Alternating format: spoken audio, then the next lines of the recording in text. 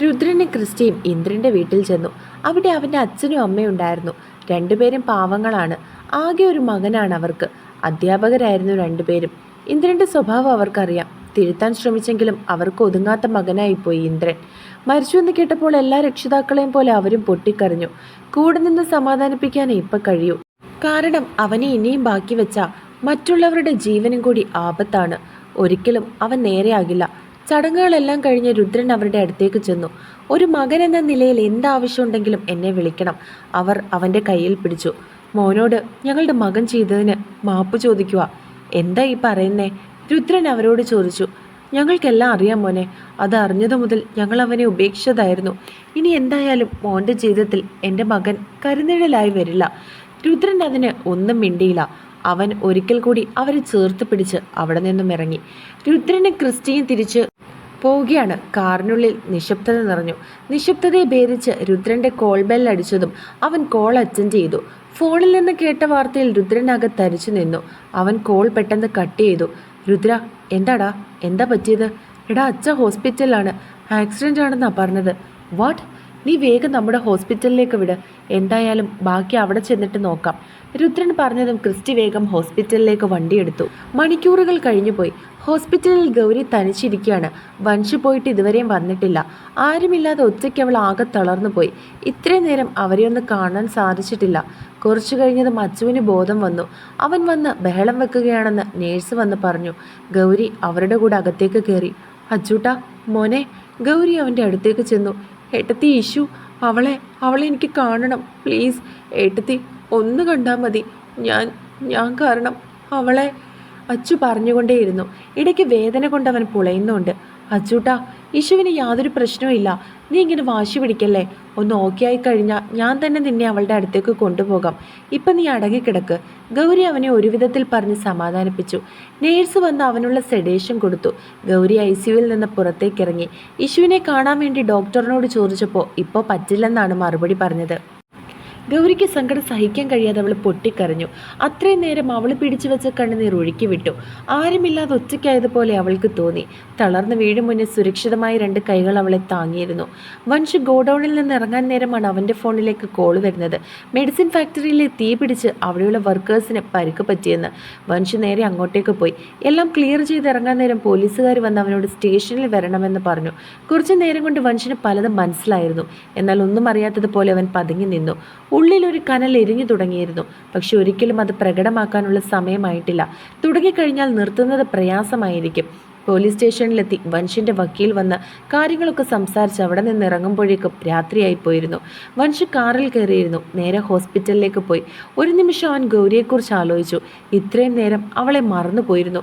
മറന്നതല്ല, അത്യാവശ്യ കാര്യങ്ങൾ വന്നപ്പോൾ അവൾക്കൊപ്പം നിന്നില്ല.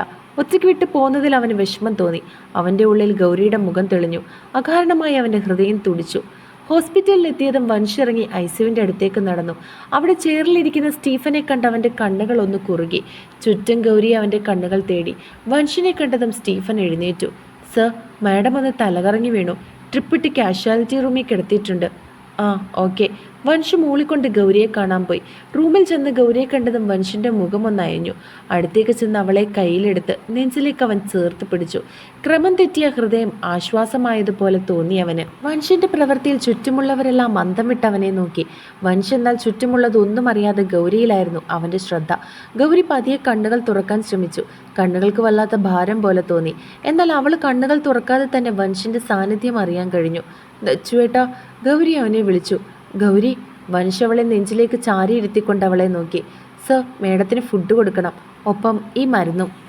നേഴ്സ് അവൻ്റെ അടുത്തേക്ക് വന്ന് പറഞ്ഞു. വൻഷ് ഗൗരിയെ ബെഡിലേക്ക് കിടത്തി. ഭക്ഷണം വാങ്ങാൻ വേണ്ടി പുറത്തു പോകാൻ നിന്നതും സ്റ്റീഫൻ അകത്തേക്ക് കയറി വന്നു. അയാളുടെ കയ്യിലൊരു ഭക്ഷണപ്പൊതി ഉണ്ടായിരുന്നു. വൻഷ് ആ കവർ വാങ്ങി വെച്ച് അയാളോട് പോകാൻ പറഞ്ഞു. ഗൗരിക്കുള്ള ഭക്ഷണം അവനെടുത്തു കൊടുത്തു. അവൾ വാങ്ങിക്കഴിക്കാൻ നിന്നെങ്കിലും വൻഷത്തിന് സമ്മതിച്ചില്ല. ഭക്ഷണവും വെള്ളവും ഒന്നുമില്ലാതെ ഒരേ ഇരിപ്പ് തുടർന്നതുകൊണ്ടും ടെൻഷൻ കൊണ്ടുമാണ് BP കുറഞ്ഞത്. വൻഷ് പറഞ്ഞതും ഗൗരി ഒന്നും മിണ്ടിയില്ല. എന്തിനാ പേടിക്കുന്നേ? ഞാനില്ലേ അടുത്ത്? ഇല്ലെങ്കിലും നിഴൽ പോലെ ഞാനുണ്ടാകും. എൻ്റെ കണ്ണും മനസ്സും ഈ ഗൗരിയിലാണ്. ഹൃദയം താളം തെറ്റി ഇടിച്ചുകൊണ്ട് തുടങ്ങിയത് ഈ ഗൗരിക്ക് എന്തെങ്കിലും സംഭവിക്കുമ്പോഴാണ്. വൻഷ് അവളോട് പറഞ്ഞു. ഗൗരി നേരെയിരുന്നു.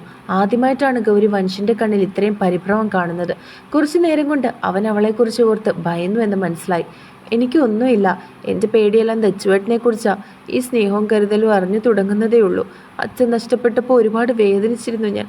പക്ഷേ ആ വേദന മാറിയത് ദച്ചുവേട്ടൻ എൻ്റെ ജീവിതത്തിലേക്ക് വന്നപ്പോഴാണ്. ഇനിയൊരു നഷ്ടപ്പെടൽ അതെനിക്ക് കഴിയില്ല. പ്ലീസ് ഒന്നും വേണ്ട. നമ്മുടെ കുടുംബത്തോടൊപ്പം സന്തോഷത്തോടെ ജീവിക്കാം. ഗൗരി അവൻ്റെ മുഖത്തേക്ക് കൈവച്ചുകൊണ്ട് പറഞ്ഞു. വൻഷ അവളുടെ കൈക്ക് മുകളിൽ കൈവച്ചു. നിർത്താം, എല്ലാം അവസാനിപ്പിക്കണം. ഇനിയൊരു തുടക്കമില്ലാത്ത രീതിയിൽ തുടങ്ങി വെച്ചതെല്ലാം അവസാനിപ്പിക്കാം. വൻഷ അവളെ നോക്കി പറഞ്ഞു. ഗൗരി ആശ്വാസത്തോടെ അവൻ്റെ നെഞ്ചിലേക്ക് ചേർന്നിരുന്നു. വൻഷിൻ്റെ ഉള്ളിൽ ഇനിയൊരു അവസരം ശത്രുവിന് നൽകാതെ തിരിച്ചു മറുപടി നൽകാനുള്ള പദ്ധതി ആലോചിക്കുകയായിരുന്നു. അത് പക്ഷേ ഒരിക്കലും അവൻ്റെ പ്രിയപ്പെട്ടവർക്ക് നേരെ ഇനി ഒരു പോറലേൽക്കുന്നത് പോലെയൊന്നും ആകരുതെന്ന് അവന് നിർബന്ധമുണ്ടായിരുന്നു. നിന്റെ പതനം തുടങ്ങിക്കഴിഞ്ഞു വൻഷ്. എന്നിലേക്കെത്താൻ ഇനിയും കടമ്പകൾ കടക്കേണ്ടി വരും. പക്ഷെ സൂക്ഷിക്കണം. അവനെന്ന് ചെകുത്താൻ എന്ന വൻമരം അത്ര പെട്ടെന്ന് വീഴും. അവനെ വീഴ്ത്താനുള്ള തുറുപ്പിച്ചിട്ട് ഇപ്പം എന്താണെന്ന് എനിക്കറിയാം. ഇല്ല, മനുഷ്യന് ചെകുത്താൻ ഒരിക്കലും സെൻറ്റിമെൻറ്റ്സും വീഴില്ല. ഇത്രയും കാലം കൊണ്ട് അത് മനസ്സിലായതാണ്. ഇത്രയും കാലം. പക്ഷേ ഇപ്പോൾ അവനുമുണ്ട് സെൻറ്റിമെൻറ്റ്സ്. അത് പുറം ലോകത്തിന് അറിയില്ലായിരിക്കും. അവൾക്ക് വേണ്ടി അസുരനാകാനും ദേവനാകാനും അവന് കഴിയും. എന്നാൽ അവളെ നഷ്ടമായി എന്നറിഞ്ഞാൽ അവൻ ഭ്രാന്തനാകും. എനിക്കും അത് തന്നെയാണ് വേണ്ടത്. അയാൾ ഒരു ഭ്രാന്തനെ പോലെ അലറിക്കൊണ്ട് പറഞ്ഞു. അത്രമേൽ വൻഷിനോടുള്ള പക അയാളിൽ നിറഞ്ഞു നിന്നിരുന്നു. 2 മാസത്തിന് ശേഷം സൂര്യൻ്റെ നേർത്ത തിരുനാളം കണ്ണിലേക്ക് പതിച്ചതും പതിയെ കണ്ണുകൾ ചിമ്മി തുറന്നു ഗൗരി. എഴുന്നേൽക്കാൻ വേണ്ടി ശ്രമിക്കുമ്പോഴാണ് കയ്യിൽ മുഖം വെച്ച് കിടക്കുന്ന ഇശുവിനെ ശ്രദ്ധിച്ചത്. ഗൗരി അവളുടെ തലയിലൊന്ന് തലോടി പതിയെ കയ്യിൽ നിന്ന് മാറ്റിക്കിടത്തി. വാഷ്റൂമിലേക്ക് പോയി അവൾ ഫ്രഷ് ആയിട്ട് വന്നു. ഹോസ്പിറ്റലിൽ നിന്ന് ഡിസ്ചാർജായി വന്നിട്ട് 1 മാസമാകുന്നു. അച്ചുവിനെയും ഇശുവിനെയും കൂട്ടി നേരെ വന്നത് വയനാട്ടിൽ അവരുടെ പഴയ വീട്ടിലേക്കാണ്. അച്ചുവിൻ്റെ കാലിനും കൈക്കും പൊട്ടലുണ്ടായിരുന്നത് കൊണ്ട്. പക്ഷേ ഇശുവിൻ്റെ തലയ്ക്കായിരുന്നു പ്രശ്നം. തലയ്ക്ക് പിന്നിൽ ശക്തമായി അടിയേറ്റ് ഓർമ്മകളെല്ലാം അവൾക്ക് നഷ്ടപ്പെട്ടിരുന്നു. ബോധം വന്ന ഇശു ആകെ വയലൻ്റ് ആയിരുന്നു. ഒരാഴ്ച കഴിഞ്ഞ് അവളൊന്ന് നോർമലാകാൻ. അവളുടെ അവസ്ഥ കണ്ട് അച്ചു കരഞ്ഞ് നിലവിളിച്ചു. വൻഷുവിനെ ചേർത്ത് പിടിച്ചു. അവൻ്റെ ഉള്ളിൽ ഇശുവിനോടുള്ള സ്നേഹം ഈ കുറച്ച് ദിവസങ്ങൾ കൊണ്ട് അവൻ മനസ്സിലാക്കിയിരുന്നു. ഒരാഴ്ച കൂടി ഹോസ്പിറ്റലിൽ നിന്നു. ഇനിയും അമ്മമാരോട് പറയാതെ ഇരിക്കാൻ പറ്റില്ല എന്നുള്ളത് കൊണ്ട് അവരോട് കാര്യങ്ങൾ തുറന്നു പറഞ്ഞു. ആക്സിഡൻ്റ് ആണെന്ന് മാത്രമാണ് പറഞ്ഞത്. ഗൗരിയുടെ തീരുമാനമായിരുന്നു അവരെ വയനാട്ടിലെ വീട്ടിലേക്ക് കൊണ്ടുവരുന്നത്. അവരെ അവിടെയാക്കി അവർക്കുള്ള എല്ലാം ഒരുക്കിക്കൊടുത്ത് വൻഷ് അവിടെ നിന്നും തിരികെ പോയി. പിന്നീട് അങ്ങോട്ടേക്ക് വന്നിട്ടില്ല. ഗൗരിയോട് വിവരങ്ങൾ അന്വേഷിച്ച് മെയിലയക്കും. തിരിച്ച് ഇവിടെയുള്ള വിശേഷങ്ങൾ പറഞ്ഞ് അവളും മെയിലയക്കും. ഇന്ന് പതിവിലും വൈകിയാണ് ഗൗരി എഴുന്നേറ്റത്. അടുക്കളയിൽ ചെന്നപ്പോൾ 2 അമ്മമാരും പാചകത്തിലാണ്. ഒപ്പം വാചകാടിയുണ്ട്. മിത്രാമ്മ ഇപ്പോൾ വളരെ സന്തോഷത്തിലാണ്. ആ വലിയ വീട്ടിൽ കിട്ടാതെ പോയി എന്തൊക്കെയോ കിട്ടിയതുപോലെ മുഖം പ്രസന്നമായിരുന്നു. ഒപ്പം പഴയ കൂട്ടുകാരിയെ കിട്ടിയ സന്തോഷവും. ഗൗരി വന്നതറിഞ്ഞതും മിത്ര അവളെ ഒന്ന് നോക്കി. ആഹാ, ഇന്നെന്താ അമ്മയുടെ മോള് വൈകിയേ? ഒന്നുമില്ല മിത്രക്കുട്ടി, ഇന്നലെ കിടന്നപ്പോൾ വൈകിയാ കിടന്നേ. എന്നാ അമ്മയുടെ കുട്ടി ചായ കുടിച്ചോ? എന്നിട്ട് ആ ചെക്കനെ ഒന്ന് വിളിച്ചുണർത്ത്. ആഹാ, എഴുന്നേറ്റില്ല? ഇല്ല, നീയല്ലേ അവനെ എഴുന്നേൽപ്പിക്കുന്നേ. നീ വൈകിയത് കൊണ്ട് അവനും ഇന്ന് എഴുന്നേറ്റിട്ടില്ല. ആ, എന്നാൽ ഞാൻ പോയി നോക്കട്ടെ. ഗൗരി ചായക്കപ്പ് അവിടെ വെച്ച് അച്ചുവിനെ വിളിക്കാൻ പോയി. അച്ചുവിൻ്റെ കയ്യും കാലും ഒക്കെ ഇപ്പോൾ ശരിയായി. ഇപ്പോൾ ചെറുതായിട്ട് ഒഴിച്ചിലുണ്ട്. ഗൗരി റൂമിലേക്ക് ചെല്ലുമ്പോൾ അച്ചു കമഴ്ന്ന് കിടക്കുകയാണ്. അവൾ ചിരിച്ചുകൊണ്ട് അവൻ്റെ റൂമിൻ്റെ കർട്ടനെല്ലാം നീക്കിയിട്ടു. ഏട്ടത്തി പ്ലീസ്, കുറച്ച് നേരം കൂടി. വെയിൽ മുഖത്തടിച്ചതും അച്ചു തലയിണ കൊണ്ട് മുഖം പൊത്തിക്കൊണ്ട് പറഞ്ഞു. പറ്റില്ല അച്ചൂട്ടാ, ഇപ്പം തന്നെ നേരം വെളുത്തു. ഞാൻ ചെടിക്ക് വെള്ളം നനച്ച് വരുമ്പോഴേക്കും ഏട്ടത്തിയുടെ കുട്ടി ഫ്രഷായി അടുക്കളപ്പുറത്തേക്ക് വാ. തൈലം തേച്ച് തരാം. അവൻ്റെ മേലിൽ നിന്ന് പുതപ്പം മാറ്റി ഫാൻ ഓഫ് ചെയ്തുകൊണ്ട് ഗൗരി പറഞ്ഞു. ശരി, ഞാൻ വരാം. ഇഷു എഴുന്നേറ്റോ? ഇല്ല, ഇന്നലെ തലവേദനിച്ചിട്ട് ഉറങ്ങാൻ വൈകി. അതുകൊണ്ട് കുറച്ച് നേരം കൂടി കിടക്കട്ടെ എന്ന് വിചാരിച്ചു. ഏട്ടത്തി, ഇപ്പോഴും വേദനയുണ്ടോ അവൾക്ക്? അച്ചു ബെഡിൽ നിന്ന് എഴുന്നേറ്റുകൊണ്ട് ചോദിച്ചു. ഏയ്, അങ്ങനെയൊന്നും ഇല്ലടാ. പിന്നെ ഇടയ്ക്ക് അവൾ സ്ട്രെയിൻ കൊടുക്കുമ്പോൾ വരുന്നതാ ഈ വേദന. ഇന്നലെ പഴയ കാര്യങ്ങൾ ഇടയിൽ കയറി വന്നു, അതാ വേദന വന്നത്. നീ അതൊന്നും ആലോചിച്ച് വിഷമിക്കണ്ട. അവൾ പഴയതുപോലെയാകും. നീ വേഗം റെഡിയായിട്ട് വാ. ഗൗരി അത്രയും പറഞ്ഞ് പുറത്തേക്ക് പോയി. ദേ വരുന്നു, അച്ചു അവളോട് തിരികെ പറഞ്ഞു. ഗൗരി മുറ്റത്തേക്ക് ഇറങ്ങി ചെടികളിലെ കേടെല്ലാം നുള്ളിയെടുത്തു. ചിന്തകൾ പല ഭാഗത്തേക്ക് പോയി. അവസാനം അത് വൻഷിലെത്തി നിന്നു. രാവിലെ എഴുന്നേറ്റത് മുതൽ കാണാനൊരു കൊതി. ആ നെഞ്ചിൻ്റെ ചൂടിൽ ചേർന്ന് നിൽക്കാൻ, ആ ചുണ്ട് മൂർധാവിൽ പതിക്കുന്ന ചുംബനം ലഭിക്കാനും വല്ലാതെ കൊതി തോന്നുന്നു. ഒരു നിമിഷം കണ്ണുകളടച്ച് വൻഷിൻ്റെ മുഖം മാത്രം ഓർത്തു. പ്രണയത്തോടെ വശ്യമായി തന്നെ ചുംബിച്ചുണർത്തുന്ന മുഖമായിരുന്നു അവളുടെ മനസ്സിൽ തെളിഞ്ഞത്. അത് മാറി സെക്കൻഡുകൾ കൊണ്ട് ദേഷ്യത്തിൽ വലിഞ്ഞു മുറുകുന്ന മുഖം വന്നു. ഗൗരിയുടെ ചുണ്ടുകൾ പതിയെ മൊഴിഞ്ഞു. ചെകുത്താൻ. അവൾ ചിരിയോടെ കണ്ണുകൾ തുറന്നു. മുന്നിൽ നിൽക്കുന്ന വൻഷനെ കണ്ട് അവൾ ഞെട്ടി. അവളുടെ കണ്ണുകൾ വിടർന്നു. അവൾ കൈ ഉയർത്തി അവൻ്റെ മുഖത്ത് തൊടാൻ നിന്നതും അവൻ അവളുടെ കയ്യിൽ പിടിച്ച് ആ കയ്യിൽ മുത്തി കണ്ണുകളെ ഇറുക്കി കാണിച്ചു. വൻഷ അവളുടെ അടുത്തേക്ക് ചേർന്ന് നിന്നു. തോർത്തുകൊണ്ട് ചുറ്റിയ മുടിയിൽ 1-2 ഇഴകൾ പുറത്തേക്ക് വന്ന് തൂങ്ങിക്കിടക്കുന്നുണ്ടായിരുന്നു. അത് ചെവിക്ക് പുറകിലായി വെച്ചുകൊടുത്തു. Let me kiss you deeply to see if I can take your breath away. അവളുടെ കാതിൽ അവൻ പറഞ്ഞു. അവൾ കണ്ണുകൾ പിടിച്ചുകൊണ്ട് അവനെ നോക്കി. പുറത്താണ് നിൽക്കുന്നത്. അവൾ ചുറ്റും നോക്കും മുന്നേ അവിടെയുള്ള മതിലിൻ്റെ ചുമരിലേക്ക് വൻഷവളെ ചേർത്ത് നിർത്തി. ഞാൻ നിൽക്കുമ്പോൾ ചുറ്റുമുള്ള ഒന്നിനെ നീ ബോധർ ചെയ്യരുത്, വൻഷു മുരൾച്ച എന്ന പോലെ പറഞ്ഞു.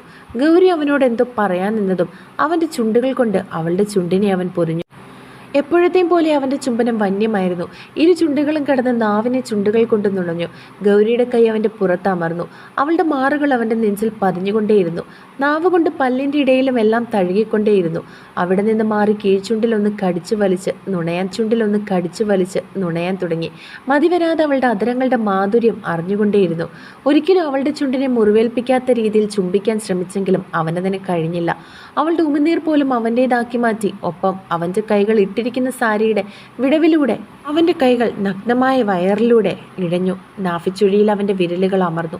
അവൻ്റെ വിരലുകൾ അമർന്നതും അവൾ തളർന്നുപോയി. അവനിലേക്ക് ചേർന്ന് നിന്നു. അപ്പോഴും ചുണ്ടുകൾ വേർപ്പെടുത്താൻ കഴിയാതെ അവൻ അവളിൽ ലയിച്ചു പോയിരുന്നു. പിന്നീട് എപ്പോഴോ അവളിലെ തളർച്ച മനസ്സിലായതും അവൻ ചുണ്ടുകളെ വേർപ്പെടുത്തി. ഗൗരി കിതച്ചുകൊണ്ട് അവൻ്റെ നെഞ്ചിലേക്ക് മുഖമമർത്തി നിന്നു. വൻഷവളുടെ മുഖം പിടിച്ചുയർത്തി. I miss you. ഗൗരി അവൻ്റെ കണ്ണുകളിലേക്ക് നോക്കി പറഞ്ഞു. വൻഷ അവളുടെ ചെവിയിൽ മുത്തി. ഗൗരി ഞെട്ടിക്കൊണ്ട് അവനെ നോക്കി. ശരിയാണ്, അവൻ്റെ ഈ ചുംബനം ഒരുപാട് മിസ് ചെയ്തിരുന്നു അവൾ. ശ്വാസം പോലും അവൻ്റേതാക്കി മാറ്റുന്ന ചുംബനം. അവൾ അവനെ മുറുക്കി കെട്ടിപ്പിടിച്ചു നിന്നു. വൻഷു അവളെ ചേർത്ത് പിടിച്ചു. ഒരുപാട് ദിവസം കഴിഞ്ഞ് പ്രിയപ്പെട്ടവരെ കാണുമ്പോൾ നമുക്ക് പറയാൻ പലതും ഉണ്ടാകും. പക്ഷെ മുന്നിൽ അവരെ കാണുമ്പോൾ വാക്കുകൾ വരില്ല. ഇതുപോലെ അവരുടെ നെഞ്ചിൽ ഇങ്ങനെ ചേർന്ന് നിൽക്കാൻ തോന്നും. നിമിഷങ്ങളോളം അവരിൽ മാത്രം ചേർന്ന് നിൽക്കാൻ തോന്നും. രാവിലെ കുഞ്ഞുങ്ങൾക്ക് പാൽ കൊടുത്തിരുന്ന സമയത്താണ് രുദ്രൻ കയറി വരുന്നത്. ഒരു കുറുമ്പൻ അവിടെ കിടന്ന് കളിക്കുന്നുണ്ട്. ഒരാൾ അമ്മയുടെ കയ്യിലിരുന്ന് പാല് കുടിക്കുന്നുണ്ട്. രണ്ടുപേരുടെയും പേരിടൽ ചടങ്ങ് ചെറിയ രീതിയിൽ നടത്തി. റയാൻ രുദ്രാൻഷ്, ശബരി രുദ്രാൻഷ്. ശിവയ്ക്ക് പുറകിൽ രുദ്രൻ വന്നിരുന്നു. ശിവ ഇപ്പോഴും തറവാട്ടിലാണ്. What happened Anshi? മുഖമുയർത്തി അവൾ സംശയത്തോടെ അവനോട് ചോദിച്ചു. Nothing Shiva, I need your presence, Rudran പറഞ്ഞു. ശിവ കുഞ്ഞിന് പാല് കൊടുത്തു. പാല് കൊടുത്തു കഴിഞ്ഞതും കുഞ്ഞിനെ ബെഡിലേക്ക് കിടത്തി.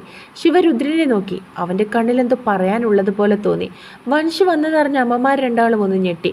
വരുന്നൊന്നും അവൻ പറഞ്ഞില്ല എന്ന് വിചാരിച്ച് അവർ ഗൗരിയെ നോക്കി. ഗൗരിയും അവൾക്ക് അറിയില്ല എന്ന പോലെ അമ്മമാരെ നോക്കി. മോളെ, മോന് ഫ്രഷ് ആക്കാൻ ഡ്രസ്സ് എടുത്ത് കൊടുക്ക്, അപ്പോഴേക്കും ഭക്ഷണം എടുത്തു വെക്കാം, അമ്മ അവളോട് പറഞ്ഞു. ആ അമ്മേ, അച്ചു അവിടെ പുറത്തിരിപ്പുണ്ട്, ആ കുഴമ്പൊന്ന് ഇട്ട് കൊടുക്കണേ, അതൊക്കെ ഞാൻ ചെയ്തോളാം, അമ്മ അവളോട് പറഞ്ഞു. ഗൗരി വൻഷിനെ റൂമിലേക്ക് കൊണ്ടുപോയി അവനുള്ളതെല്ലാം എടുത്തു കൊടുത്ത് ഇറങ്ങാൻ നേരം അവളുടെ കയ്യിൽ അവൻ പിടിച്ചു. ഗൗരി അവനെ നോക്കി.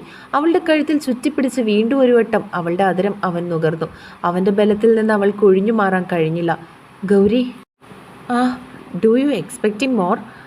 അവൻ അവളുടെ മുഖത്തേക്ക് നോക്കി തട്ടിക്കൊണ്ട് ചോദിച്ചു. ഗൗരി പിടഞ്ഞുകൊണ്ട് അവനെ നോക്കി. ടെൽ മീ, വൻഷ് വീണ്ടും പറഞ്ഞു. അവൾ മിണ്ടാതെ അവനെ നോക്കി. ഒരുപാട് ദിവസം കഴിഞ്ഞ് അവനെ കണ്ടതിൽ അവൾക്കും എന്തോ അവനോട് അലിഞ്ഞു ചേരാൻ തോന്നി. ഗൗരി കാലുകൾ കുത്തി അവനെ ഇറുക്കി പുണർന്നു. ഇനി ഒറ്റയ്ക്കാക്കി പോകല്ലേ, എപ്പോഴും ഇങ്ങനെ അടുത്ത് ഈ സാമീപ്യം ഞാൻ കൊതിക്കുന്നുണ്ട്. ഗൗരി അവൻ്റെ ചെവിയിൽ ശ്വാസം അടക്കി പിടിച്ചുകൊണ്ട് പറഞ്ഞു. അവൻ അവളെ ഇറുക്കി പുണർന്നു. അവളിൽ അവനായി കൊതിക്കുന്ന ഹൃദയം, അത് അവനിൽ ഒരുപാട് സന്തോഷം തോന്നി. അവൻ്റെ പ്രണയം അത് പൂർണ്ണമായി മനസ്സിലാക്കി തിരിച്ച് അവളും അവനെ പ്രണയിക്കുന്നതിൽ ഇടയ്ക്ക് അവനിൽ വരുന്ന ഒരുതരം ചീപ്പ് കോംപ്ലക്സ് എന്ന് പറയാം. അവനേക്കാൾ ഗൗരി മറ്റാർക്കെങ്കിലും ഇമ്പോർട്ടൻസ് കൊടുക്കുന്നത് അവൻ ഇഷ്ടമല്ല. അതൊരിക്കൽ ഗൗരി മനസ്സിലാക്കിയതാണ്. വൻഷിൻ്റെ ചിലപ്പോഴുള്ള വാശിയും ദേഷ്യവും കാണുമ്പോൾ ഗൗരിക്കൊരു കൊച്ചു കുഞ്ഞിൻ്റേതുപോലെ തോന്നും. ഇടയ്ക്കൊക്കെ അവൻ്റെ വാശിയെയും ദേഷ്യത്തെയും അവൾ ആസ്വദിക്കാറുണ്ട്. വൻഷിൻ്റെ കൈ അവളിൽ അലിഞ്ഞു തുടങ്ങിയപ്പോഴാണ് അവൾ ചിന്തകളിൽ നിന്ന് ഉണർന്നത്. വൻഷിൻ്റെ മുഖം അവളുടെ തോളിൽ പതിഞ്ഞു. അവൻ്റെ അധരം അവിടെ നിന്ന് കഴുത്തിലേക്ക് നീങ്ങി. കൈകൾ സാരിയുടെ ഇടയിലൂടെ കടത്തി അവിടെ തഴുകി. ദച്ചുവേട്ട, ഗൗരി കുറുകിക്കൊണ്ട് അവനെ വിളിച്ചു. വൻഷ് അവളെ കയ്യിലെടുത്ത് ബെഡിലേക്ക് കിടത്തി. അവൻ്റെ കണ്ണുകൾ അവളിൽ ഓടി നടന്നു. ഗൗരി പിടച്ചിലൂടെ അവനെ നോക്കി. അവൻ്റെ ചുണ്ട് അവളുടെ മുഖത്ത് ഓടി നടന്നു. അവസാനം അവളുടെ അധരം അവൻ മുഴുവനായും അവൻ്റെ വായിലാക്കി നുണഞ്ഞു. ഗൗരി പിടഞ്ഞുകൊണ്ട് അവൻ്റെ മുടിയിൽ കൈകൾ കോർത്തു വലിച്ചു. അവൻ്റെ ചുണ്ടുകളുടെ മുറുക്കം കൂടിയതും ഗൗരിക്ക് ശ്വാസം തിങ്ങി. അവൾ അവൻ്റെ മുതുകിൽ നഖങ്ങൾ ആഴ്ത്തി. അവളുടെ ചുണ്ടുകൾ കടിച്ചുകൊണ്ട് അവളിൽ നിന്ന് പിന്മാറി. ചെറുതായി ചോര പൊടിഞ്ഞ ചുണ്ടിൽ വൻഷ് അവൻ്റെ നാവ് കൊണ്ട് തഴുകി. ഗൗരിയുടെ കണ്ണുകൾ കൂമ്പിപ്പോയി. I love you wildly, insanely, infinitely. അവളുടെ ചെവിയിൽ മുത്തിക്കൊണ്ട് അവൻ പറഞ്ഞു. ഗൗരി കണ്ണുകൾ തുറന്ന് അവനെ നോക്കി. അവൻ്റെ കണ്ണിൽ അവളോടുള്ള കാമവും പ്രണയവും സ്നേഹവും അവൾ കണ്ടു. ഗൗരി ഉയർന്ന് അവൻ്റെ ചുണ്ടിലൊന്ന് അമർത്തി മുത്തി. Love you too. ഈ പ്രണയവും ഭ്രാന്തും ഇന്നെൻ്റെ പ്രാണനാണ്, അവൾ പറഞ്ഞു. വൻഷിൻ്റെ ചുണ്ടിൽ ചിരി വിടർന്നു. കുസൃതിയോടെ അവൻ അവളുടെ കഴുത്തിലൊന്ന് അമർത്തിക്കടിച്ചു. ഗൗരിയിൽ ശീൽക്കാരം ഉയർന്നു. വൻഷിന് ആവേശം കൂടി. അവളുടെ തോളിൽ കുത്തിയ സാരി അവൻ വലിച്ചെടുത്തു.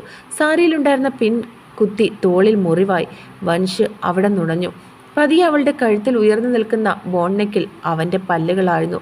വൻഷിൻ്റെ ചുണ്ടുകൾ പതിഞ്ഞു. പിന്നീട് മുഖം താഴ്ന്ന് മാറിൻ്റെ ചുഴിയിലെത്തി. അവിടെ വിയർപ്പ് തുള്ളികൾ പൊടിഞ്ഞിട്ടുണ്ട്. അവൻ നാവ് കൊണ്ട് അതിനെ നുണഞ്ഞു. ദച്ചുവേട്ടാ, അവൾ ബെഡിൽ കിടന്നുകൊണ്ട് പുളഞ്ഞു വിളിച്ചു. ബെഡ്ഷീറ്റിൽ അവളുടെ കൈകൾ ചുരുട്ടിപ്പിടിച്ചു. വൻഷ് അവളുടെ ചെവിക്ക് നേരെ മുഖം അടുപ്പിച്ചു. Don't hold back your feelings. Vansh അത്രയും പറഞ്ഞ് അവനിട്ടിരിക്കുന്ന ഷർട്ട് അഴിച്ചു മാറ്റി. വീണ്ടും അവളിലേക്ക് മുഖം അടുപ്പിച്ചു. അവളുടെ ബ്ലൗസ് അവൻ അഴിച്ചെടുത്തു, ഒപ്പം ഇന്നേഴ്സും. അവൻ്റെ മുഖം അവളുടെ മാറിടത്തിൽ ഉരച്ചു. ഗൗരിയിൽ തല ബെഡിലിട്ട് ഉരച്ചു. അവളുടെ കൈകൾ അവൻ്റെ പുറത്ത് അമർന്നു. നഖം വീഴ്ത്തി. അതൊന്നും അവൻ്റെ പ്രവൃത്തികൾക്ക് തടസ്സം വരുത്തിയില്ല. ഇരുമാറിനെയും കടിച്ചു നുണഞ്ഞ് അവൻ്റെ മുഖം താഴേക്ക് നീങ്ങി. അവളുടെ പൊക്കൽ ചുഴിയിൽ അവൻ്റെ ചുണ്ടുകൾ അമർന്നു. നാവുകൾ കൊണ്ട് അതിൻ്റെ ആഴമളർന്നു. ഗൗരിയുടെ ശ്വാസം ഉയർന്നതനുസരിച്ച് അവൻ്റെ മുഖത്ത് അവളുടെ വയറിൻ്റെ ചലനം തട്ടിക്കൊണ്ടിരുന്നു. മനുഷ്യൻ്റെ സിരകളിൽ ചൂട് പിടിച്ചു തുടങ്ങി. അവളിലെ സ്ത്രീയെ അവൻ ഉണർത്തി. അവളുടെ പുലമ്പലും ശീൽക്കാരവും ഉയർന്നു. അവൻ്റെ നാവും ചുണ്ടും പല്ലും ആഴത്തിൽ പതിഞ്ഞുകൊണ്ടേയിരുന്നു. അവൻ്റെ പ്രണയം അവളിലേക്ക് അവൻ പകുത്തു നൽകി. അവൻ പറഞ്ഞതുപോലെ വന്യമായി, ഭ്രാന്തമായി, അനന്തമായി. അക്ഷമയുടെ റൂമിൽ നടക്കുകയാണ്. അവൾ ഫോണെടുത്ത് ആരെയോ വിളിക്കുന്നുണ്ട്. മറുവശം ഫോൺ എടുക്കാൻ കാത്തിരിക്കുകയാണ്. ഹലോ. മറുവശം കോൾ അറ്റൻഡായി. ഹലോ, ഹീസ് ബാക്ക്, അവൾ പറഞ്ഞു. ആ, ഐ നോ. എന്തായാലും ഞാൻ വരുന്നുണ്ട്. അവൻ്റെ കണ്ണ് വെട്ടിച്ച് ഞാൻ അവളെ കൊണ്ടുപോവുക തന്നെ ചെയ്യും. എത്രയും വേഗം ഉണ്ടാവണം. ഇനിയും കാത്തിരിക്കാൻ കഴിയില്ല. അവൾ അത്രയും പറഞ്ഞ് ഫോൺ വെച്ചു. മനുഷ്യനെ എനിക്ക് വേണം. അതിനിടയിൽ നീ വേണ്ട ഗൗരി. അവനെ മോഹിച്ചതും ആഗ്രഹിച്ചതും ഈ ഞാനാണ്, അവൾ പറഞ്ഞു. രുദ്രൻ ശിഖയെ കെട്ടിപ്പിടിച്ച് കുറച്ചു നേരമായി ഇരിക്കുന്നു. ഒന്നും മിണ്ടാതെയുള്ള അവൻ്റെ ഇരുത്തം തുടങ്ങിയിട്ട് കുറച്ചു നേരം തന്നെയായി. കുറച്ചു കഴിഞ്ഞതും രുദ്ര ശിവയിൽ നിന്നും മാറി. അൻഷി, നിനക്ക് എന്തെങ്കിലും പറയാനുണ്ടോ? ശിഖ, നമ്മൾ വിചാരിക്കും പോലെ അല്ല കാര്യങ്ങൾ. ശത്രുക്കൾ ഒരാളല്ല. അച്ഛനെയും വിശ്വനാഥ അങ്കിളിനെ ആക്രമിച്ചത് മറ്റാരോ ആണ്. വാട്ട്? അപ്പോൾ വൻഷല്ലേ? നോ, നമ്മുടെ ഇടയിൽ ആരോ കളിക്കുന്നുണ്ട്. ആരാണെന്ന് അറിയില്ല. നിനക്കങ്ങനെ തോന്നാൻ കാരണം എന്താ? അച്ഛൻ അപകടം സംഭവിക്കുന്ന സമയത്ത് വൻഷാകെ ബിസിയായിരുന്നു. ഒപ്പം അവൻ്റെ അനിയനും അനിയത്തിക്കും ആക്സിഡൻറ്റ് പറ്റി ആശുപത്രിയിലായിരുന്നു. ആ ഒരു തിരക്കിലായിരുന്നു വൻഷ്. പിന്നെ വിശ്വനാഥ് അങ്കിളിൻ്റെ മരണം നടന്ന സമയത്ത് അവനിവിടെ ഉണ്ടായിരുന്നില്ല. ഓക്കെ, ബട്ട് വൻഷ് നേരിട്ട് ഇറങ്ങാതെയും ഇതൊക്കെ ചെയ്യാലോ? നോ ശിഖ, വൻഷ് അവൻ്റെ റിവെഞ്ച് അതവൻ തന്നെ തീർക്കും. അവൻ മറ്റൊരാളെ ഇറക്കി ചെയ്യില്ല. പിന്നെ ഇതൊക്കെ ആരായിരിക്കും ചെയ്യുന്നത്? വൻഷിൻ്റെ ബിസിനസ് രംഗത്ത് ശത്രുക്കളുണ്ടെങ്കിലും അവർക്ക് വൻഷിന് നേരെ കൈയുയർത്താനൊന്നും മടിക്കും. കാരണം 10 തലയുള്ള രാവണനാണെന്ന് എല്ലാവർക്കും അറിയാം. അത്രയും സൂക്ഷ്മമാണ് അവൻ്റെ ഓരോ ചലനവും. ശത്രുവിൻ്റെ മടയിൽ പോയി വെല്ലുവിളിക്കുന്നവനാണ്. എന്തൊക്കെയോ ഓർമ്മയിൽ ശിഖ പറഞ്ഞു. അത് ശരിവെക്കും പോലെ രുദ്രനെന്ന് മോളി. വൻഷ് കുളിച്ച് ഫ്രഷായി താഴേക്ക് വന്നു. അപ്പോഴേക്കും ഗൗരിയും ഫ്രഷായി താഴേക്ക് വന്നിരുന്നു. വൻഷിന് വേണ്ടി ഭക്ഷണമെല്ലാം റെഡിയാക്കി ടേബിളിൽ കൊണ്ടുവയ്ക്കുമ്പോഴാണ് അവൻ വന്നിരുന്നത്. ഗൗരി. വൻഷ് ഗൗരിയെ വിളിച്ചതും ഗൗരി അടുക്കളയിൽ നിന്ന് അവനുള്ള മസാല ചായയും കൊണ്ടു കൊടുത്തു. വൻഷ് അങ്ങനെ ചായയും കാപ്പിയും കുടിക്കുന്ന ശീലമില്ല. പക്ഷെ ദൂരെ എവിടെയെങ്കിലും പോയി വന്ന ഒരു ചായ അതിപ്പോൾ നിർബന്ധമാണ്. അതും ഗൗരിയുടെ മസാല ചായ. ചായ കുടിച്ചുകൊണ്ടിരിക്കുന്ന വൻഷിലായിരുന്നു ഗൗരിയുടെ കണ്ണുകൾ. ആ മുഖത്ത് എന്തൊക്കെയോ ഭാവങ്ങൾ മിന്നി മറയുന്നുണ്ട്. നാദമഠത്തിൽ രഘുനാഥ് ഇന്നലെ മരണപ്പെട്ടു. ഇന്ന് രാവിലെയായിരുന്നു അന്ത്യം. മരണവെപ്രാളത്തിൽ അയാൾ ചെയ്ത പാപങ്ങൾ അയാൾ വിളിച്ചു പറഞ്ഞു. ദേവനെ കൊന്നതും അനിയൻ രാമനെ കൊന്നതും എല്ലാം കേട്ട അയാളുടെ ഭാര്യ ബോധം മറഞ്ഞു വീണു. ദേവൻ അത് അവരുടെ മകൻ മാത്രമാണ്. അയാളുടെ ക്രൂരത അറിഞ്ഞുകൊണ്ടാണ് രാമൻ ദേവനെ അയാളുടെ കൂടെ കൂട്ടിയത്. ആ അമ്മയ്ക്ക് സഹിക്കാവുന്നതിലപ്പുറമായിരുന്നു മകൻ്റെ മരണത്തിന് ഉത്തരവാദി അവരുടെ ഭർത്താവാണെന്ന് അറിഞ്ഞതിൽ. രഘുനാഥൻ്റെ ശരീരം എരിയുമ്പോഴും അവരിൽ ഒരു തുള്ളി കണ്ണീര് പോലും പൊഴിഞ്ഞില്ല. ചടങ്ങുകളെല്ലാം കഴിഞ്ഞ് ആളുകളെല്ലാം മടങ്ങിപ്പോയി. അലോക്, മരിക്കും മുൻപേ അച്ഛൻ പറഞ്ഞതൊക്കെ നിനക്ക് ഓർമ്മയുണ്ടല്ലോ. ഇനി നീ ഗൗരിക്ക് പുറകെ പോകണ്ട. അവൾ ഇനി ഒരിക്കലും നിനക്ക് സ്വന്തം ആകില്ല. ഗൗരിയെ എനിക്ക് കിട്ടാനുള്ള വഴി എനിക്ക് മുൻപിൽ തെളിഞ്ഞു വന്നിട്ടുണ്ട്. അത് ഞാൻ ഉപയോഗപ്പെടുത്തുക തന്നെ ചെയ്യും. അച്ഛൻ എന്നെ തടയണ്ട. അയാൾക്ക് പേടി തോന്നി. ഗൗരിയുടെ പുറകെയുള്ള അവൻ്റെ ഈ പോക്ക് അതവൻ്റെ ജീവന് തന്നെ ആപത്താകും. അവനെ തടയാൻ ശ്രമിച്ചിട്ടും അയാൾക്ക് കഴിയുന്നില്ല. മകനെക്കുറിച്ചുള്ള ആദ്യം അയാളിൽ നിറഞ്ഞു. ഒരിക്കലും ഒരു അമ്മയിൽ നിന്ന് മകനെ എന്നേക്കുമായിട്ട് ഇല്ലാതാക്കിയപ്പോൾ അയാൾ ഓർത്തില്ല സ്വന്തം മകൻ നഷ്ടമാകുന്നതിൻ്റെ വേദന എന്താണെന്ന്. ഭക്ഷണം കഴിഞ്ഞ് പുറത്ത് വൻഷ് ഇരിക്കുകയാണ്. ഗൗരിയോട് എല്ലാവരെയും വിളിക്കാൻ പറഞ്ഞു. എല്ലാവരും വന്നതും വൻഷ് എഴുന്നേറ്റു. നാളെ തിരിച്ച് വീട്ടിലേക്ക് പോകാം. അമ്മയും ഇഷാനി ഇവിടെ നിൽക്കട്ടെ. ഇഷാനിക്ക് ഭേദമായിട്ട് തിരിച്ചു വന്നാൽ മതി. അത് ദച്ചുവേട്ട, അമ്മയെ അവൾ ഒറ്റയ്ക്ക്. ഗൗരി പറഞ്ഞതും വൻഷു കണ്ണുകൾ കൊണ്ട് അവളെ തടഞ്ഞു. പിന്നെ ഗൗരി ഒന്നും മിണ്ടിയില്ല. മിത്രാമ്മയ്ക്കും അച്ചുവിനും നല്ല വിഷമമുണ്ടായിരുന്നു. പക്ഷെ വൻഷിൻ്റെ തീരുമാനം അതവർക്ക് എതിർക്കാൻ കഴിയില്ല. പേടിയല്ല അവനെ, വൻഷിൻ്റെ കരുതലാണ് അവൻ പറയുന്നത്. അതുകൊണ്ട് അവൻ പറയുന്ന കാര്യങ്ങളിൽ അവർക്കൊരിക്കലും അവനോട് ദേഷ്യമോ പരിഭവമോ ഉണ്ടായിരുന്നില്ല. ഗൗരി മുകളിലേക്ക് പോയി വൻഷിൻ്റെ അടുത്തേക്ക് ചെന്നു. 2 ദിവസം കൂടെ നിൽക്കാൻ പറ്റുമോ എന്ന് ചോദിക്കാൻ വന്നതാണ്. വൻഷെന്തോ സീരിയസ് കോളിലാണെന്ന് ഗൗരി ചെല്ലുമ്പോൾ ഫോണിൽ സംസാരിക്കുന്ന അവനെ തന്നെ നോക്കി ഗൗരി ബെഡിലിരുന്നു. ആ മുഖത്തെ ഗൗരവഭാവം കൂടുതലാവുകയല്ലാതെ കുറയുന്നില്ല. അവൻ്റെ ഈ ഗൗരവം ആദ്യം കണ്ടപ്പോൾ തന്നെ അവൾക്ക് ഇഷ്ടമായിരുന്നു. ആ ഗൗരവം നിറഞ്ഞ മുഖത്ത് കുസൃതി നിറഞ്ഞ ചിരി വരുന്നത് കാണാൻ വല്ലാത്തൊരു ഭംഗിയാണ്. ഗൗരി ചിരിച്ചുകൊണ്ട് ആലോചനയിൽ നിന്ന് മാറിയതും വൻഷ് അവളെ നോക്കി നിൽക്കുന്നതാണ് കണ്ടത്. അവൾ ചമ്മലോടെ മുഖം താഴ്ത്തി വേഗം ബെഡിൽ നിന്ന് എഴുന്നേറ്റ് അലക്കാനുള്ള ഡ്രസ്സെല്ലാം എടുത്തു വെക്കാൻ നിന്നതും വൻഷ് അവളെ വിളിച്ചു. ഇനിയും ഒരു ദിവസം പോലും നീ ഇവിടെ നിൽക്കണ്ട. നീ അത് ചോദിക്കാൻ വേണ്ടി വന്നതാണെന്ന് എനിക്കറിയാം. പക്ഷെ വേണ്ട, വൻഷ് അവളോട് ഗൗരവത്തിൽ പറഞ്ഞു. ഗൗരി ഞെട്ടി അവനെ നോക്കി. താൻ മനസ്സിൽ വിചാരിക്കുന്ന കാര്യം അവൻ തന്നോട് ഇങ്ങോട്ട് പറയുന്നു. അത് ദച്ചുവേട്ട, അമ്മയ്ക്കും വിഷുവിനും നമ്മൾ പെട്ടെന്ന് പോകുന്നു എന്ന് പറഞ്ഞപ്പോൾ വല്ലാത്ത വിഷമം. പിന്നെ അതുമാത്രമല്ല, നാളെ കഴിഞ്ഞ് വിഷു അല്ലേ, അപ്പോൾ അതും കൂടി കഴിഞ്ഞിട്ട് പോകാമെന്നാണ് പറയുന്നത്. ഗൗരി അവൻ്റെ മുഖത്തേക്ക് നോക്കിക്കൊണ്ട് പറഞ്ഞു. ഇനിയും ഉണ്ടാകും ആഘോഷം. നാളെ വീട്ടിലെത്തിയിട്ട് അവിടെ ആഘോഷിക്കാം. വൻഷ് അത്രയും പറഞ്ഞ് അവൻ്റെ വർക്കിലേക്ക് തിരിഞ്ഞു. ഗൗരി പിന്നെ ഒന്നും മിണ്ടാൻ പോയില്ല. ഗൗരി പോയതും വൻഷ് അവൾ പോയ വഴിയെ ഒന്ന് നോക്കി. It's time to over. Your count down start. നിന്റെ നിഴലിനെ പോലും തൊടാൻ ഈ വൻഷിനെ മറികടക്കണം, വൻഷ് മനസ്സിൽ പറഞ്ഞു. രാത്രിയിൽ തന്നെ എല്ലാം പാക്ക് ചെയ്ത് വെച്ചിരുന്നു. എല്ലാം എടുത്ത് പോകാൻ നേരം അമ്മയോടും വിഷുവിനോടും യാത്ര പറഞ്ഞ് ഗൗരി ഇറങ്ങി. അച്ചു വിഷുവിനെ നോക്കി. അവൾ ഗൗരിയെ നോക്കുന്നതല്ലാതെ അവനെ നോക്കുന്നത് പോലുമില്ല. ഇപ്പോഴും വിഷുവിന് അച്ചുവിനെയും അവൻ്റെ കൂടെയുള്ള കാര്യങ്ങളൊന്നും ഓർമ്മ വന്നിട്ടില്ല. അച്ചു അമ്മയോട് പറഞ്ഞ് അവിടെ നിന്നും ഇറങ്ങി കാറിലേക്ക് കയറി. മിത്രാമ്മ അമ്മയെ കെട്ടിപ്പിടിച്ചു. കണ്ണുകൾ നിറഞ്ഞു വന്നെങ്കിലും അത് പുറത്ത് ചാടും മുന്നേ അവർ കാറിലേക്ക് പോയിരുന്നു. എല്ലാവരും കയറിയതും അവരവിടെ നിന്നും പുറപ്പെട്ടു. വീട്ടിലെത്തിയപ്പോൾ തന്നെ ഒത്തിരി ലേറ്റായിരുന്നു. എങ്കിലും നാളെ വിഷു ആയതുകൊണ്ടും എല്ലാം ഒതുക്കി വെക്കാൻ വേണ്ടി സീത ചേച്ചിയെ വിളിച്ചു പറഞ്ഞിരുന്നു. കാരണം ആ വീട്ടിൽ ഗൗരിയുടെ ആദ്യ വിഷുവാണ്. എല്ലാം ഒരുക്കി റൂമിലെത്തി കിടക്കാൻ നിൽക്കുമ്പോൾ തന്നെ രാത്രി 1 മണി കഴിഞ്ഞിരുന്നു. ഫ്രഷായി വന്ന് കിടന്നതും ഗൗരി ഉറങ്ങിപ്പോയിരുന്നു. വൻഷും നേരത്തെ കിടന്നിരുന്നു. ശിവയും രുദ്രനും വീട്ടിലേക്ക് തിരിച്ചു വന്നു. വിഷു ആയതുകൊണ്ട് അവർ വന്നത്. കുഞ്ഞുങ്ങളുടെയും ആദ്യ വിഷുവാണ്. വിഷു സ്പെഷ്യലായിട്ട് 2 പേരുടെയും കുഞ്ഞിക്കണ്ണനായി ഫോട്ടോഷൂട്ടെല്ലാം നടത്തി. രുദ്രൻ്റെ അച്ഛൻ വയ്യാതെ കിടക്കുന്നത് കൊണ്ട് കൂടുതൽ ആഘോഷമൊന്നുമില്ല. എങ്കിലും കൊച്ചുമക്കൾക്ക് വേണ്ടി കണിയൊരുക്കിയിരുന്നു. കുഞ്ഞുങ്ങൾക്ക് 2 വയസ്സാകും വരെ ശിവ ലോങ് ലീവാണ്. അതുവരെ ഓഫീസും മറ്റും രുദ്രൻ ഹാൻഡിൽ ചെയ്യും. കൂടെ ക്രിസ്റ്റിയുമുണ്ട്. ഇന്ദ്രനെ കുറിച്ച് വീട്ടിൽ ആർക്കും അറിയില്ല. അതുകൊണ്ട് തന്നെ അവൻ്റെ മരണം എല്ലാവർക്കും അതൊരു സങ്കടം തന്നെയാണ്. പക്ഷെ ആ വീട്ടിൽ ഇന്ദ്രൻ്റെ മരണം ഏറ്റവും കൂടുതൽ ബാധിച്ച ഒരാളുണ്ടായിരുന്നു, പ്രിയ. ഇന്ദ്രനെ ഒരുപാട് ഇഷ്ടമായിരുന്നു പ്രിയയ്ക്ക്. അതവൻ്റെ മരണത്തിന് ശേഷമാണ് അവരറിഞ്ഞത്. എല്ലാത്തിനും അമ്മയുടെ കൂടെ നിന്നിരുന്ന പ്രിയ ഇപ്പോൾ ഒരു റൂമിലിരുന്ന് കരഞ്ഞ് കരഞ്ഞ് ആരോടും മിണ്ടാതെ ഒതുങ്ങി.